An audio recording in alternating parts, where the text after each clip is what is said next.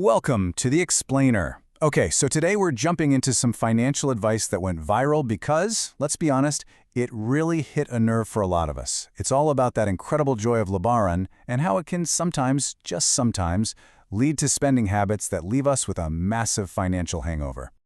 All right, let's set the scene. You know that feeling, right? That little ping from your banking app. Your THR, your holiday bonus has just landed.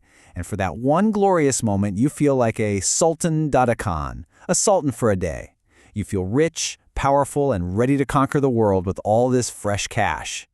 But here's the thing. The source material points out this really painful and, let's face it, familiar cycle. As you can see here, that sultan high is usually super short-lived. One week, you're the life of the party, treating everyone you see. The next, bam! Reality hits like a ton of bricks, and you're in what the source calls the gimbal phase, basically just trying to survive on instant noodles until the next paycheck. And this is the real kicker from the source. This crazy up and down emotional and financial roller coaster, it's not a reward for a year of hard work. It's actually a form of financial self-sabotage. And why do we do it? Well, usually it's for that fleeting moment of validation from other people. So how does this even happen? Well, the source breaks it down into 5 key habits, or as it calls them, foolish rituals. Let's start with the first 2, which are all about the traps that get us through our eyes and our stomachs. First up, we've got what the source calls the Carnival Costume ritual. This is that visual trap. You know what I'm talking about? That sudden, overwhelming urge to spend millions on perfectly color-coordinated family outfits, maybe slap a new coat of paint on the walls, get new curtains, all for guests who, if we're being real, are only going to be there for a couple of hours. It's like we're putting on this huge, expensive show.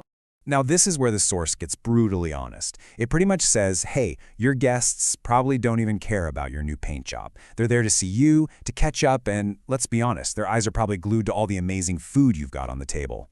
So instead of burning through your bonus, the source offers a super simple, logical fix. Just go into your closet and pull out your best clothes from last year. The focus shouldn't be on brand new stuff, but on being clean, well-ironed, and smelling fantastic. Trust me, that's what people actually notice way more than a price tag.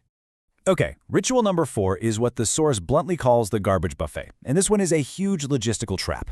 We cook these incredible mountains of food, enough to feed a village. But we kind of forget that our guests have probably hit up 5 other houses before ours. They're already full.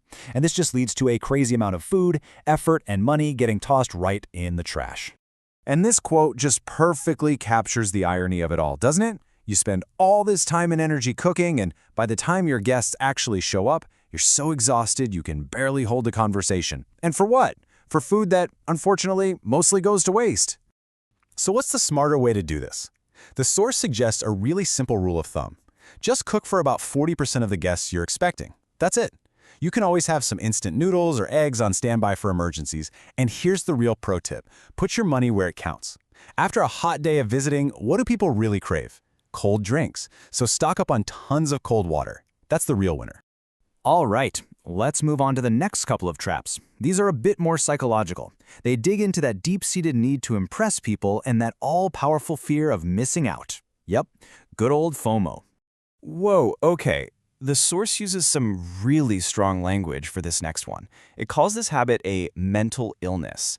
It's this compulsion we sometimes have to act like a big-shot donor, but specifically to people who are already way, way richer than we are. And it's all just to buy ourselves a temporary feeling of status. And it forces you to ask a really logical question, the one you see right here. Why on earth are you sending a super expensive gift hamper to your boss who makes 10 times what you do? Like the source says, they don't need your pastries. They could probably buy the whole bakery. So the solution here is to apply what the source calls an ironclad rule of priority. Your holiday bonus should go to the people who truly matter and could actually use the support. Your own parents and your own young nieces and nephews, especially if they're orphaned. That's the list, full stop. Everyone else, they get a warm smile and a sincere holiday greeting. Okay, next up is ritual number 2, and it's a classic FOMO trap. It's that pressure you feel that you have to go on a vacation. So you force a trip to some overcrowded, ridiculously overpriced tourist spot right in the middle of peak season.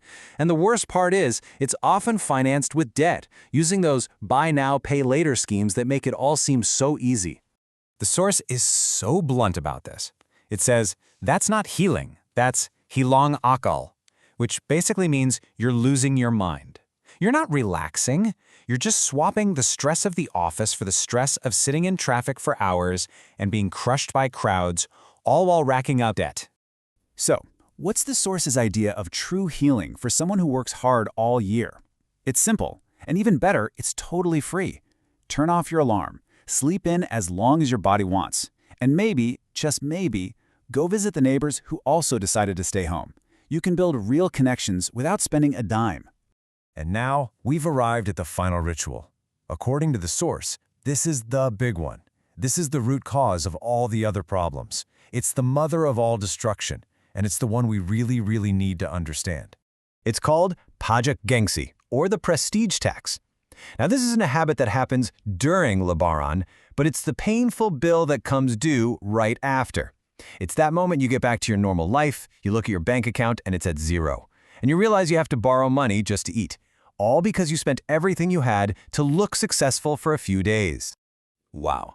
This quote just lays out the harsh truth of it all. Your gengsi, your prestige, it feels so valuable in the moment, but your self-respect, that becomes incredibly cheap when you have to go ask for a loan just to get by. So how do we stop paying this horrible tax? The source gives one single, powerful, non-negotiable rule. And it all comes down to this one number you see on the screen, 50%. And here's the game plan. This is the practical, step-by-step way to do it. The very second your THR lands in your account, you slice it in half. You immediately transfer 50% to what the source calls a cemetery account, a savings account that has no mobile banking, no ATM card. Make it hard to get to. The other 50%, you take it out in cash. That is your entire Lebaran budget. And when that envelope of cash is empty, it's game over. No cheating, no top-ups. So, at the end of the day, the big takeaway here is about redefining what it even means to win at Lebaran. It's not about who has the flashiest new clothes or the biggest party. It's about conquering that internal pressure, that gengsi, and making choices that actually give you peace of mind for the rest of the year. And so we'll leave you with this final, powerful challenge from the source. This year, are you brave enough to just appear average? Because choosing financial security and genuine peace, while everyone else is maybe faking it with debt, according to the source, that's what makes you the real winner.